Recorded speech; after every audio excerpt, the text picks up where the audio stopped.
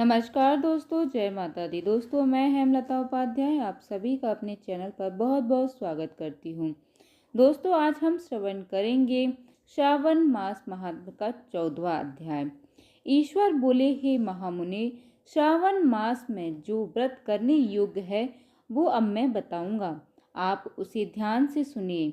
चतुर्थी तिथि को एक बार भोजन करें और पंचमी को नक्त भोजन करें। स्वर्ण, चांदी, काष्ठ अथवा मिट्टी का 5 फणों वाला सुंदर नाग बनाकर पंचमी के दिन उस नाग की भक्ति पूर्वक पूजा करनी चाहिए।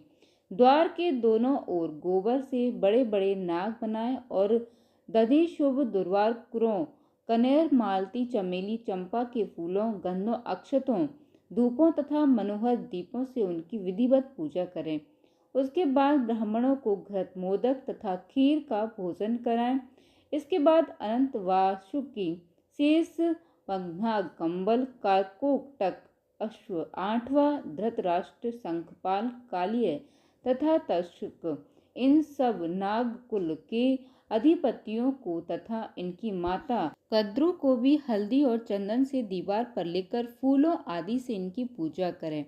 उसके बाद बुद्धिमान को चाहिए कि वामी में प्रत्यक्ष नागों का पूजन करें और उन्हें दूध पिलाएं। घृत तथा शर्करा मिश्रित पर्याप्त दूध उन्हें अर्पित करें। उस दिन व्यक्ति लोहे के पात्र में पूड़ी आदि न बनाए। नैवेद्य के लिए गोधूम का पायस भक्ति पूर्वक अर्पण करें। भुने हुए चने, धान का लावा तथा जौ सर्पों को अर्पित करना चाहिए और स्वयं भी उन्हें ग्रहण करना चाहिए। बच्चों को भी यही खिलाना चाहिए, इससे उनके दांत मजबूत होते हैं।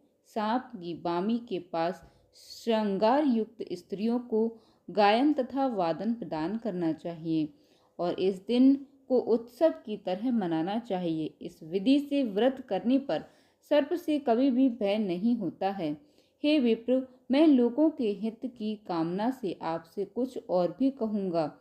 हे महामुनि, आप उसे सुनिए। हे वत्स, नाग द्वारा डसा गया मनुष्य मरने के बाद अधोगति को प्राप्त होता है और अधोगति में पहुंचकर वह तामसी सर्प होता है। इसकी निवृत्ति के लिए पूर्वोक्त विधि से एक भुक्त आदि समस्त कृत्य करें और ब्राह्मणों से नाग निर्माण तथा पूजा आदि आदर पूर्वक कराएं।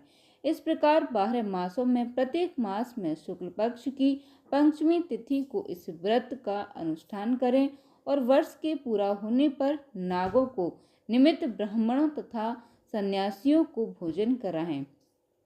किसी पुराण ज्ञाता ब्राह्मण को रत्नजटित सुवर्ण में नाग और सभी उपस्करों से युक्त बछड़े सहित गोदान प्रदान करें। दान के समय सर्वव्यापी, सर्वगामी, सब कुछ प्रदान करने वाले अनंत नारायण का स्मरण करते हुए यह कहना चाहिए, हे गोविंद, मेरे कुल में अगर कोई व्यक्ति सर्पदंश से अधोगति को प्राप्त हुए है, वो मेरे द्वारा किए गए व्रत तथा दान से मुक्त हो जाएं। ऐसा उच्चारण करके अक्षत युक्त तथा श्वेत चंदन मिश्रित जल वासुदेव के समक्ष भक्ति पूर्वक जल में छोड़ दें। हे मुनि सत्तम, इस विधि से व्रत के करने पर उसके कुल में जो सभी लोग सर्प के काटने से भविष्य में मृत्यु को प्राप्त होंगे या पूर्व में मर चुके हैं, वे सब स्वर्ग गति प्राप्त करेंगे। साथ ही हे कुलनंदन, इस विधि से व्रत करने वाला अपने सभी वंशजों का उद्धार करके अप्सराओं के द्वारा सेवित होता हुआ शिव सान्निध्य प्राप्त करता है। जो मनुष्य वित्तशाठ्य से रहित होता है, वही इस व्रत का संपूर्ण फल प्राप्त करता है। जो लोग शुक्ल पक्ष की सभी पंचमी तिथियों में नक्त व्रत करके भक्ति संपन्न होकर पुष्प आदि उपहारों से सौभाग्यशाली नागों का पूजन करते हैं, उनके घरों में मणियों की किरणों से विभूषित अंगों वाली सर्प उन्हें अभय देने वाले होते हैं और उनके ऊपर प्रसन्न रहते हैं। जो ब्राह्मण ग्रहदान का प्रतिग्रह करते हैं, वे भी घोर यातना भोग कर अंत में सर्प योनि को प्राप्त होते हैं। हे मुनि सत्तम, जो कोई भी मनुष्य नाग हत्या के कारण इस लोक में मृत संतानों वाले अथवा पुत्रहीन होते हैं, और जो कोई मनुष्य स्त्रियों के प्रति कर्पण्य के कारण सर्प योनि में जाते हैं, कुछ लोग धरोहर रखकर उसे स्वयं ग्रहण कर लेते हैं, अथवा मिथ्या भाषण के कारण सर्प होते हैं, अथवा अन्य कारणों से भी जो मनुष्य सर्प योनि में जाते हैं, उन सभी के प्रायश्चित के लिए यह उत्तम उपाय कहा गया है। यदि कोई मनुष्य वित्तसाठ ठीक से रहित होकर नाग पंचमी का व्रत करता है, तो उसके कल्याण के लिए सभी नागों के अधिपति शेषनाग तथा वासुकी हाथ जोड़कर प्रभु श्री हरि से तथा सदाशिव से प्रार्थना करते हैं। तब शेष और वासुकी की प्रार्थना से प्रसन्न हुए परमेश्वर शिव तथा विष्णु उस व्यक्ति के सभी मनोरथ पूर्ण कर देते हैं। वह नागलोक में अनेक प्रकार की विपुल सुखों को उपभोग करके बाद में उत्तम वैकुंठ अथवा कैलाश में जाकर शिव तथा विष्णु का गण बनकर परम सुख प्राप्त करता है। हे वत्स, मैंने आपसे नागों के इस पंचमी व्रत का वर्णन कर दिया है। इसके बाद अब आप अन्य कौन सा व्रत सुनना चाहते हैं, उसे बताइए।